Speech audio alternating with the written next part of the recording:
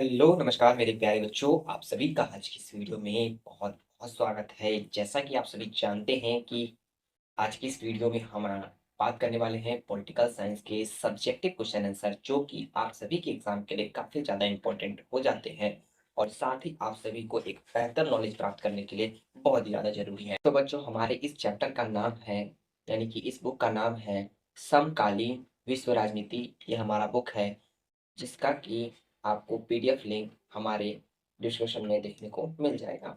साथ ही सब इस चैप्टर का नाम है सत्ता के समकालीन केंद्र, यानी सत्ता के अंदर जो अनेक प्रकार के समकालीन केंद्र हैं, उसके बारे में इस चैप्टर में, इस अध्याय में हम जानेंगे। ये हमारा चैप्टर नंबर 2 है। बाकी के चैप्टर जो है हमने आपको अपने पिछले वीडियो में करवा दिए हैं। अगर आप नहीं उस वीडियो को देखे हैं, तो जाके आप डिस्क्रिप्शन में चेकआउट कर सकते हैं। वहाँ पर आपको उन सभी वीडियो की लिंक दे दी गई है और साथ ही साथ आप वीडियो समाप्त होने के बाद जो है आपको एक पॉपअप शो होगा, उसमें भी आप जाके देख सकते हैं वीडियो को। तो चलिए वीडियो में ज़्यादा देर ना करते हुए क्लासेस को स्टार्ट करते हैं। जैसा कि आप सभी जानते हैं हमारे ये सेशन 2024 से 2025 के लिए ये हमारे क्लासेस जो है अटेंड करवाई जा रही है हमारी टीम के द्वारा। तो चलिए ज़्यादा देर ना करते वीडियो को आगे बढ़ाते हैं। तो बच्चों हमारा पहला नंबर क्वेश्चन जो है वो क्या कहता है? पहला नंबर क्वेश्चन है, यूरोपीय संघ और आसियान के 2 सामान्य उपयोगी निर्णयों का उल्लेख कीजिए। यानी कि यूरोपीय संघ और आसियान के जो 2 सामान्य उपयोग निर्णय यानी उन दोनों के बीच जो 2 सामान्य संधियाँ हुई थी, उन संधियों का जो है आप उल्लेख कीजिए, उसके बारे में बताइए। ये क्वेश्चन हमसे कह रहा है। आंसर क्या है? आंसर कुछ इस प्रकार से है कि यूरोपीय संघ और आसियान दोनों ने ही जो है अपने-अपने इलाके में चलने वाली ऐतिहासिक दुश्मनियों और कमजोरियों का क्षेत्रीय स्तर पर समाधान ढूँढा। यानी कि यूरोपीय और जो आसियान जो दोनों यूरोपीय संघ और जो आसियान थे, उन दोनों ने अपने-अपने इलाकों में जो चलने वाली जो ऐतिहासिक दुश्मनी थी, उन दुश्मनियों और उन कमजोरियों के क्षेत्र पर जो है एक स्तर से कार्य किया गया और उन सभी क्षेत्रों के बीच में जो है समाधान ढूँढा गया कि किस प्रकार से इन दुश्मनियों को हम खत्म कर सकते हैं। ठीक है? नेक्स्ट पॉइंट है, साथ ही इन्होंने जो है अपने-अपने इलाकों में अधिक शांतिपूर्ण और सहकारी क्षेत्रीय व्यवस्था को जो है विकसित करने की तथा इस क्षेत्र के देशों की अर्थव्यवस्था का समूह बनाने की दिशा में जो है कार्य किया। यानी कि इन लोगों ने मिलकर अपने-अपने इलाकों में शांतिपूर्ण और सहकारी यानी कि दोनों की सहमति के रूप में जो है क्षेत्रीय व्यवस्था को विकसित करने के लिए यानी कि अपने क्षेत्र में जो भी व्यवस्था थी, उस व्यवस्था को विकसित करने के लिए जो है, उन्होंने क्षेत्र के देशों के आर्थिक समूह बनाने की दिशा में जो है आगे कार्य किया। तो कुछ इस प्रकार से यूरोपीय संघ और आसियान दोनों के बीच जो है 2 सामान्य उपयोगी निर्णय हुए थे। ठीक है बच्चों? जैसा कि आप सभी ने बहुत ही अच्छे से जाना। बढ़ते हैं हम दूसरे नंबर क्वेश्चन की तरफ। दूसरा नंबर क्वेश्चन है, मार्शल योजना क्या थी? मार्शल योजना क्या थी? इसका आंसर है, मार्शल योजना एक अमेरिकी प्रायोजित कार्यक्रम था। यानी मार्शल योजना जो थी वह एक अमेरिका के द्वारा प्रायोजित कार्यक्रम था, जिसके द्वितीय विश्व युद्ध की समाप्ति के बाद लागू किया गया था। जिसे कि द्वितीय विश्व युद्ध की समाप्ति के बाद लागू किया था गया था, जिसमें द्वितीय विश्व युद्ध के कारण जो द्वितीय विश्व युद्ध के कारण शारीरिक और आर्थिक रूप से तबाह हुए यूरोपीय देशों को 13 अरब डॉलर की विदेशी सहायता दी गई थी। ठीक है बच्चों? तो मार्शल योजना जो था वो अमेरिकी परियोजना के द्वारा इस कार्यक्रम की शुरुआत की गई थी, जिसके अंतर्गत जो है द्वितीय विश्व युद्ध के बाद जो समाप्त हो चुके, जो शारीरिक रूप से जो खत्म यानी ध्वस्त हो चुके जो देश थे, जो संघ था, उसको जो है आगे उठाने के लिए जो है अमेरिका के इस मार्शल योजना के तहत जो है 13 अरब डॉलर की विदेशी सहायता प्राप्त करवाई गई, जिससे आने वाले वर्षों में जो है पश्चिमी यूरोप के देशों की व्यवस्था जो है वो बहुत ही तेजी से विकसित हुई। तो यह था हमारा कुछ मार्शल योजना का तात्पर्य। ठीक है बच्चों? तो ये देख सकते हैं आप कुछ इस प्रकार से जो है मार्शल योजना के अंतर्गत जो है दोनों कंट्री जो है अपने कार्य को करने का प्रयास कर रहे हैं। ये जो आपको फ़ोटो के माध्यम से जो मैं बताने का प्रयास कर रहा हूँ, इसका मतलब ये है कि आपको सिर्फ़ जो है चीज़ों को समझना है और ये जो टेक्स्ट लिखे गए हैं, इसे आपको जो है अपने नोट्स में टाइप यानी कि लिखना है। इस फ़ोटो से आपका कोई मतलब नहीं है। ठीक है, आपको बस ये समझाने के लिए इस फ़ोटो को मैंने जो है यहाँ पर डाला है, जिससे कि आपको जो है एक अच्छी तरह से, एक अच्छे ढंग से चीज़ें समझ में आएँ। ठीक है बच्चों, इसे आपको अपने कॉपी में यानी कि कोई भी पिक्चर काट के लगाने की ज़रूरत नहीं है। ठीक है बच्चों? चलिए आगे बढ़ते हैं। आगे हमारा है 3rd नंबर क्वेश्चन। यूरोपीय संघ के झंडे का संक्षिप्त परिचय दीजिए। यानी कि यूरोपीय संघ का जो झंडा था, उस झंडे का संक्षिप्त परिचय दीजिए, यानी कि यूरोपीय संघ का झंडा कैसा था? तो इसका आंसर कुछ इस प्रकार से है कि सोने के सोने के रंग के सितारों का घेरा, यानी कि सोने के रंग के जैसा सितारों का घेरा यूरोप के लोगों की एकता और मेल मिलाप का प्रतीक है। इसमें 12 सितारे हैं, क्योंकि 12 की जो संख्या है उसको वहाँ की पारंपरिक रूप से पूर्णतया, समग्रता यानी कि पूर्णता, यानी कि पूर्ण, यानी कि जिसको कहते हैं ना कि हाँ, अब चीज़ें जो है पूर्ण हो चुकी है, तो पूर्ण समग्रता यानी कि सभी लोगों का मेल-मिलाप और एकता का प्रतीक माना जाता है। उसी प्रकार से एकता यानी कि सभी लोगों की सहमति का जो है प्रतीक माना जाता है। किसे माना जाता है? तो सोने के रंग के सितारों से घिरा हुआ यूरोप की वो जो 12 रंग के सितारे जो हैं वो। ठीक है? तो ये हमारा था यूरोपीय संघ के झंडे का संक्षिप्त परिचय, जिसको कि हम फ़ोटो के माध्यम से भी पढ़ जान लेते हैं। तो ये हमारा कुछ इस प्रकार का जो है फ़ोटो के माध्यम से देखने को मिलता है हमको, यूरोपीय संघ का झंडा, जिसके अंतर्गत ये तो देख रहे हैं स्टार्स, यानी कि सोने के कलर में जो है स्टार्स, यानी गोल्डन कलर में स्टार्स जो है वो वहाँ पर बने हुए हैं। तो कुल मिला के इसमें जो है 12 स्टार्स है, जैसे कि 2, 2 4, 2 6, 2 8, 2 10 और 2 12 स्टार इसमें बने हुए हैं। ठीक है बच्चों? तो ये था हमारा यूरोपीय संघ का झंडा का संक्षिप्त परिचय। ठीक है? नेक्स्ट हमारा क्वेश्चन है 4था नंबर। आसियान के झंडे का संक्षिप्त परिचय दीजिए। यानी आसियान का जो झंडा है वो किस प्रकार का है, उसका भी परिचय दीजिए। यूरोपीय झंडे के बारे में हमने जाना, अब आसियान के झंडे के बारे में जानते हैं। तो आसियान के प्रतीक चिन्ह में धान की 10 बालियां दक्षिणी पूर्वी एशिया के 10 देशों को जो है इंगित करती है।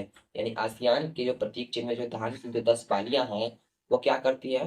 तो वो दक्षिणी पूर्वी एशिया के 10 देशों को जो है इंगित करती है, उसे दर्शाती है, जो आपस में मित्रता और एकता के धागे से बंधे हैं। साथ ही वृत्त आसियान की एकता का प्रतीक है। यानी कि इस वृत्त के अंदर, यानी कि जो सर्कल को हम क्या बोलते हैं हिंदी में? वृत्त बोलते हैं। तो इस वृत्त के अंतर्गत जो ये बना हुआ है, जो 10 बालियों का जो समूह का जो धान का बाली का जो बना हुआ है एक समूह, और जो धागे से बीच से बंधा हुआ है, इसे जो है एकता का प्रतीक जो है माना जाता है। इसमें कुल मिलाकर 10 देशों के जो है क्षेत्र को यह इंगित करता है। तो कुछ इस प्रकार से जो है आसियान का हमारा जो है झंडे का स्वरूप देखने को मिलता है। ठीक है बच्चों? तो आशा करता हूँ मैं कि आपको जो है चीज़ें बहुत ही अच्छी तरह से समझ में आ रही होगी। तो बढ़ते हैं आगे हम 5वें नंबर क्वेश्चन की तरफ। 5वां नंबर क्वेश्चन है, आसियान सुरक्षा समुदाय की प्रमुख विशेषता और कुछ उपलब्धियों को बताएं। यानी कि आसियान के जो सुरक्षा समुदाय की क्या उनकी विशेषता थी और उनकी क्या उपलब्धियां थी, उसके बारे में जानते हैं।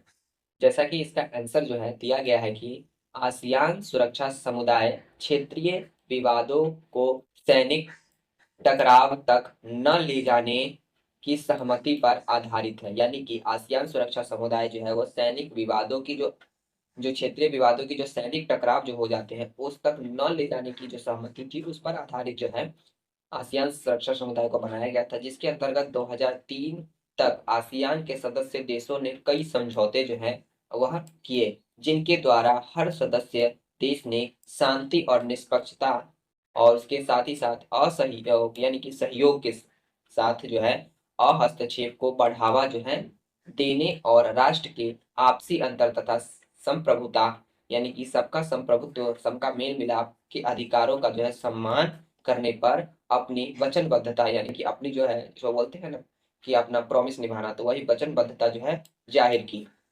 यानी कि 2003 तक जो आसियान के सदस्य देश थे, उसमें जितने भी समझौते हुए थे, उसके द्वारा हर सदस्य देश में जो है शांति, निष्पक्षता यानी शांति के साथ निष्पक्ष, यानी कि एकदम स्पष्ट रूप से किसी प्रकार की कोई बीच में मतभेद ना होना चाहिए, और साथ ही साथ सहयोग और हस्तक्षेप को बढ़ावा देने और राष्ट्र के आपसी जो अंतर थे, उन सभी अंतरों को, संप्रभुता के अधिकारों को सम्मान के रूप में जो है अपनी वचनबद्धता को जो है जाहिर किया। उनके समस्त जो भी उस देश आसियान के जो है समझौते सदस्यों के रूप में जो है उसमें शामिल थे। ठीक है ठीक है बच्चों? तो आसियान के देशों की सुरक्षा और विदेश नीति में तालमेल बनाने के लिए 1994 में आसियान क्षेत्रीय मंच की जो है स्थापना की गई। क्या की गई? आसियान क्षेत्रीय मंच की जो है स्थापना की गई इसके अंतर्गत। ठीक है बच्चों? तो यानी कि आसियान के जो सुरक्षा और जो विदेशी नीति थे, उन सभी में तालमेल बनाने के लिए एक जो है स्पष्टता बनाने के लिए जो है 1994 में जो आसियान जो है क्षेत्रीय संगठन मंच की जो है स्थापना की गई।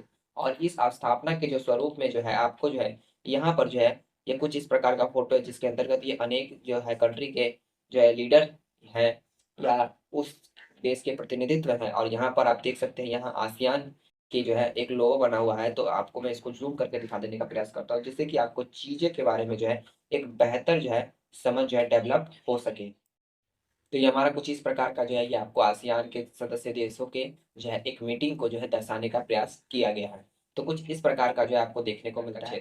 क्वेश्चन नंबर 6 है कि 1978 में चीन द्वारा मुख्य द्वार की नीति का परिचय दीजिए। यानी कि 1978 में चीन के द्वारा जो है मुख्य द्वार की नीति क्या थी, उसका परिचय दीजिए।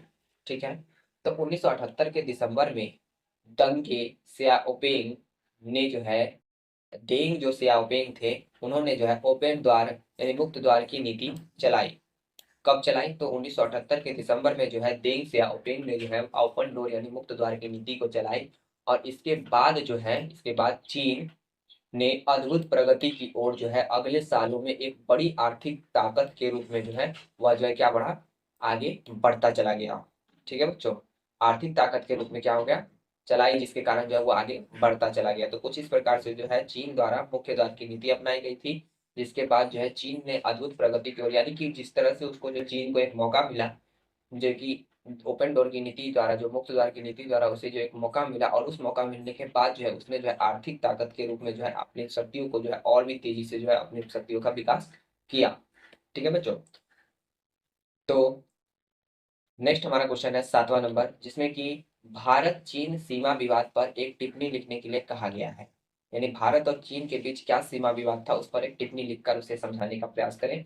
तो इसका आंसर कुछ इस प्रकार से है कि चीन ने तिब्बत पर आक्रमण करने के बाद, यानी चीन ने तिब्बत पर आक्रमण किया, उसके बाद वहां जो है दमन कार्य शुरू करना कर दिया। यानी कि उन्होंने दमन कार्य जो है यानी कि लोगों को परेशान करना जो है शुरू कर दिया। चीन पर जब उन्होंने आक्रमण किया, उसके बाद वहाँ के जो लोग थे, जनता थे, उस पर जो है यानी कि दुर्व्यवहार करना शुरू कर दिया, जिसमें जो है दलाई लामा ने जो है 1959 यानी कि 1959 में भारत में शरण ली। किसने शरण ली? तो दलाई लामा ने शरण ली, जिसके बारे में आपने नाम भी आपने जो है सुना होगा कि दलाई लामा कौन है। ठीक है? ठीक है बच्चों? तो 20 अक्टूबर को जो है 1962 को जो है चीन ने भारत पर भी आक्रमण कर दिया। यानी कि यहीं तक रुका नहीं वो, तिब्बत को हाथ में अपने ले लेने के बाद जो है उसने भारत पर भी आंख दिखाने की कोशिश की, और उसने जो है आक्रमण किया और भारत के एक बड़े जो है भूभाग पर उसने कब्जा कर लिया। ठीक है बच्चों? उसके बाद जो है चीन भारत जो है भारत और चीन के जो संबंध थे वो इस कारण से बिगड़ गए, और 19 दिसंबर 1962 को कोलंबो प्रस्ताव को चीन ने जो है ठुकरा दिया। कोलंबो प्रस्ताव किसने भेजा था? तो कोलंबो प्रस्ताव प्रस्ताव जो था वो भारत के द्वारा भेजा गया था, लेकिन चीन ने जो है उसे ठुकरा दिया। ठीक है ना? इसके बाद जो है 29 नवंबर 1966 को भारत चीन समझौता हुआ। इसके बाद जो है लगभग 4 सालों के बाद जो है लगभग 4 सालों के बाद जो है एक समझौता हुआ। क्या समझौता हुआ? तो भारत और चीन के बीच समझौता हुआ कि कोई भी पक्ष जो है अपनी सैनिक क्षमता का इस्तेमाल दूसरे के विरुद्ध नहीं करेगा। कोई भी पक्ष अपनी सैनिक क्षमता का इस्तेमाल दूसरे के विरुद्ध नहीं करेगा, तथा वास्तविक नियंत्रण रखे रेखा पर जो है सेना जो थी उन सेनाओं तथा हथियार को जो है कम करने का निर्णय लिया गया इस समझौते के अंतर्गत। यानी कि इस समझौते के अंतर्गत जो है 1966 में लिया गया था। इस समझौते के अंतर्गत भारत और चाइना में समझौता हुआ, चीन में समझौता हुआ कि जो भी सैनिक क्षमता है वो अपने एक दूसरे विरोधी के विरुद्ध जो है वो कोई भी गतिविधि ना करेंगे, और साथ ही वास्तविक नियंत्रण रेखा पर जो है सैन्य जो हथियार है उसको की उसकी जो संख्या है उसको भी कम करेंगे, जिससे कि द्वेष का जो है वातावरण ना फैले। ठीक है? तो ये तो सर्दी हुई हो तो ठीक है, लेकिन आप एक बात पहले जान चुके हैं कि 1962 में जो है भारत के साथ युद्ध करके चाइना ने जो है कुछ भूभाग जो है अपने कब्जे में कर लिया था। तो इस बातों को मत भूलिएगा बच्चों, ठीक है ना? चीज़ों को जानते-जानते यानी कि आप जो चीज़ों को पढ़ रहे हैं, जिस तरह से आप चीज़ों को समझ रहे हैं, आपको ये एक नॉलेज मिल रहा है अपने राष्ट्र के बारे में, अपने देश-दुनिया की जितने भी प्रकार की परेशानी है, जो भी प्रकार की हमारे देश की उपलब्धियाँ हैं या जो भी प्रकार के हमारे देश में जो है कूटनीतियाँ जो उत्पन्न हुई हैं, उन सभी चीज़ों के बारे में आप जान रहे हैं। हमारे माध्यम से या फिर किसी और के माध्यम से, तो उन सभी चीज़ों को आप ध्यान में रखिएगा। क्योंकि एग्ज़ाम जब खत्म हो जाएँगे, तो आपको ऐसा लगेगा कि ये सभी चीज़ों की कोई आवश्यकता नहीं है, लेकिन ये सभी चीज़ें जो हैं हमारे ज़हन में रहना बहुत ही ज़्यादा ज़रूरी है, क्योंकि अगर हम अपने राष्ट्र के बारे में ही नहीं जानेंगे, तो फिर हमारा जो है यानी कि हमारा एक भारतीय कहलाने का क्या मतलब कि फ़ायदा होगा। ठीक है बच्चों? जिस प्रकार से भारत और चीन के विवाद जो है उस पर हमने टिप्पणियों के बारे में उस पर टिप्पणी लिखी या नहीं हुई इसके बारे में हमने चर्चा की। तो जो बाद में जाके जो है भारत और चाइना के बीच क्या हो गया था, एक समझौता हो गया था जिसको कि मैंने हैंडशेक के माध्यम से आपको समझाने का प्रयास किया है। ठीक है बच्चों? तो इन सभी फ़ोटो को जो है आपको सिर्फ़ समझाने का प्रयत्न है जैसा कि मैंने आपको पहले बताया। आपको जो क्लास की पीडीएफ हमारे टेलीग्राम पर मिल जाएगी और टेलीग्राम का लिंक जो है आपको जो डिस्क्रिप्शन में देखने को मिलेगा। आप बस आराम से क्लास को करिए और चीज़ों को समझने का प्रयास करिए। हमारा उद्देश्य है कि आपको जो है चीज़ें बहुत ही अच्छी तरह से मैं समझा पाऊँ, क्योंकि मैंने अपने समाज में यानी कि हम जिस समाज से अभी हैं, उसी समाज में आप भी हैं। लेकिन मैंने ऐसा बहुत ही जगह सुना है कि बच्चे क्लास 12th में पढ़ाई तो कर लेते हैं, लेकिन जब वो कॉम्पिटिशन एग्ज़ाम का तैयारी करने के लिए जाते हैं, तो उनके पास उतनी जानकारी नहीं होती है, क्योंकि वो कॉम्पिटिशन एग्ज़ाम के लिए जो है एलिजिबल हों।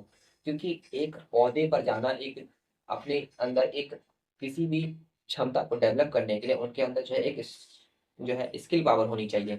तो उसके लिए जो है आपको चीज़ों को समझते हुए चलना पड़ेगा। तो इसीलिए मैं चाहता हूँ कि आपको किसी भी प्रकार की कोई भी दिक्कतों का सामना ना करना पड़े, इसलिए आप चीज़ों को समझते हुए चलिए।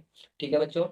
आपने आगे क्या पढ़ा और पीछे क्या पढ़ा और अभी क्या पढ़ रहे हैं, इसमें आपको जो है भली-भाँति आपको अंतर देखने को मिल रहा होगा। तो चलिए बढ़ते हैं आगे नंबर क्वेश्चन की तरफ, क्योंकि ज़्यादा अगर लेट करते हैं तो क्वेश्चन जो है हमारा डिले भी हो सकता है, यानी कि छूट भी सकता है। लेकिन हम छूटने तो देंगे नहीं। चलिए नेक्स्ट हमारा 8वां नंबर क्वेश्चन है, सार्क से क्या अभिप्राय है? तो सार्क तथा दक्षेस एक दक्षिण एशिया के जो है क्षेत्रीय सहयोग संगठन अथवा संघ है। सार्क क्या है? तो सार्क जो है सार्क और जो दक्षेस है वो दोनों एक ही जो है व्यवस्था के एक ही संघ के नाम है, बस अलग-अलग रूप में उसे जाना जाता है। तो इसी तरह से सार्क तथा अथवा दक्षेस जो है वो एक ही दक्षिण एशिया क्षेत्रीय सहयोग संगठन, सहयोग करवाने वाले संगठन अथवा संघ हैं, जिनका गठन जो है दिसंबर 1985 में ढाका में हुआ था। ढाका जो कि एक शहर का नाम है, उसमें हुआ था। बात करें इसमें जो है भारत, इसमें कौन-कौन से सदस्य शामिल हैं उनके बारे में, तो इसमें जो है भारत है, पाकिस्तान है, बांग्लादेश, भूटान, नेपाल, श्रीलंका और मालदीव जैसे 7 देश जो है इसके अंतर्गत जो है शामिल हैं, इस सार्क संघ के अंतर्गत, सार्क संगठन के अंतर्गत, ठीक है ना? और अब तक इस इनके जो है 11 सम्मेलन हो चुके हैं। अब तक जो आने वाले जो जितने भी समय में जो है अब तक इसके 11 सम्मेलन हो चुके हैं, यानी 11 बार इनकी मीटिंग जो है बुलाई जा चुकी है। यानी कि किस प्रकार से हम जो है क्षेत्रीय रूप से सहयोग संगठन जो है प्राप्त करवा सकते हैं अपने नागरिकों को, अपने जनताओं को। ठीक है ना? साथ ही बात करें आगे तो प्रथम सम्मेलन 8 दिसंबर 1985 को ढाका में हुआ था। यानी कि बात करें तो इसमें से जो पहला सम्मेलन कब हुआ था, तो 8 दिसंबर 1985 को ढाका में हुआ था। क्या? ढाका में हुआ था पहला सम्मेलन 1985 में। ठीक है बच्चों? तो देख सकते हैं कुछ इस प्रकार से जो है सम्मेलन का जो है आपको पिक्चर देखने को मिल रहा होगा, जिससे कि मैंने आपको यहाँ पर दिखाने का प्रयास किया। ये आपको जो है 1885 के समय का ही जो है ये फ़ोटो आपको मैंने जो है लाकर दिखाने का प्रयास किया। तो कुछ इस प्रकार से जो है मीटिंग का जो है आयोजन किया गया था, जिसके अंतर्गत जो है चीज़ों की यानी कि जो भी जो प्रस्तावना थी, जो भी जो उनके अंदर जो जितने भी प्रकार की परेशानियों का जो समावेश था, उन सभी परेशानियों को जो है एक संघ के सामने रखा गया, जिससे कि जो है चीज़ों का एक व्यापक रूप से जो है उसका निष्कर्ष निकाल कर जो है लोगों के लिए जो है सहयोगपूर्ण जो है कार्य करने का प्रयास किया गया। किसके अंतर्गत? तो सार्क के अथवा दक्षेस के अंतर्गत। तो आपसे पूछा जाए दक्षेस क्या है? तो भी आपको यही आंसर लिखना है, और अगर कहें सार्क क्या है, तो भी आपको यही आंसर लिखना है। तो चीज़ों को जो है आप भली-भाँति समझ चुके हैं। बढ़ते हैं आगे की क्वेश्चन की तरफ। आगे हमारा 9 नंबर क्वेश्चन है कि आसियान विज़न आसियान विज़न 2020 की मुख्य मुख्य क्या बातें हैं, मतलब कि उसमें जो है क्या बातें हुई थी आसियान विजन 2020 के अंतर्गत, उसके अंतर्गत क्या क्या चीजें को शामिल किया गया था उसके बारे में इस क्वेश्चन के अंतर्गत जो है इस आंसर में जानेंगे। ठीक है बच्चों, तो इसका जो आंसर है वो कुछ इस प्रकार से है कि आसियान तेजी से बढ़ता हुआ एक महत्वपूर्ण क्षेत्रीय संगठन है। यानी कि आसियान क्या है, तो तेजी से बढ़ता हुआ एक महत्वपूर्ण क्षेत्रीय संगठन है। ठीक है बच्चों, इनके विजन जो है यानी कि इनका जो सोच है वो क्या है, इनके विजन जो दस्तावेज है यानी कि ये इनके जो सोच के जो दस्तावेज इन्होंने बनाए हैं, यानी कि इनके जो संगठन के जो दस्तावेज हैं वह 2020 में अंतर्राष्ट्रीय समुदाय में आसियान की एक बहिर्मुखी यानी कि बहिर्मुखी जो भूमिका है उसको प्रमुखता दी गई। यानी कि इनकी जो सोच के जो दस्तावेज जो बनाए गए थे, यानी कि इनके जो संगठन के जो लोगों के जो मीटिंग के द्वारा जो है इनके अंतर्गत जो जो दस्तावेज बनाए गए थे, जो उसका जो निष्कर्ष निकाल कर एक रिटेन कॉपी के रूप में जो दस्तावेज बनाया गया था उसको जो है अंतर्राष्ट्रीय समुदाय में जो है बहिर्मुखी भूमिका के रूप में प्रमुखता दी गई, यानी कि मान्यता दी गई। किसे दी गई, तो आसियान विजन के विजन दस्तावेज को। ठीक है, साथ ही जो है आसियान द्वारा अभी टकराव की जगह जो है बातचीत को बढ़ावा देने की जो नीति है उससे ये ही यह बात निकलती है, उससे ही यह बात निकलती है। यानी कि आसियान द्वारा अभी तक जो है टकराव की जगह बातचीत को बढ़ावा देने का जो है प्रयास किया गया है, उस नीति पर जो है आसियान विजन जो है वो कार्य करता है। यानी कि किसी भी परिस्थिति में जो है लड़ाई ना हो, बात पर जो है कोई भी निपटारा हो जाए। ठीक है, तो कुछ इस तरह से आसियान का जो है विजन था, यानी उनकी जो सोच थी। साथ ही इसकी तरकीब को जो है आसियान ने जो है कंबोडिया के टकराव को समाप्त किया। यानी कि इसी तरकीब के माध्यम से, इसी तकनीकी प्रयोग के माध्यम से जो है उन्होंने जो है कंबोडिया के जो टकराव थे उसको समाप्त किया और पूर्वी जो तिमोर के जो संकट थे उसको संभाल लिया। यानी पूर्वी तिमोर में जो संकट उत्पन्न होने वाले थे, जो लड़ाई होने वाली थी, उसको जो है संभाल लिया और पूर्वी एशिया सहयोग पर बातचीत के लिए जो है 1999 में नियमित रूप से वार्षिक बैठक को जो है आयोजित किया गया। यानी कि इसका आंसर का इस क्वेश्चन का जो आंसर है वो मुख्य रूप से कहने का यह प्रयास कर रहा है कि आसियान विजन की जो बातें थी उसमें जो है मुख्य रूप से जो है 2020 के अंतर्गत जो है उन्होंने एक ऐसा विजन दस्तावेज तैयार किया था जिसको कि अंतर्राष्ट्रीय समुदाय के पास जो है बहिर्मुखी भूमिका के रूप में पेश किया गया। साथ ही पेश करने के बाद जो है उस सभी दस्तावेज को जो है प्रमुखता भी दी गई।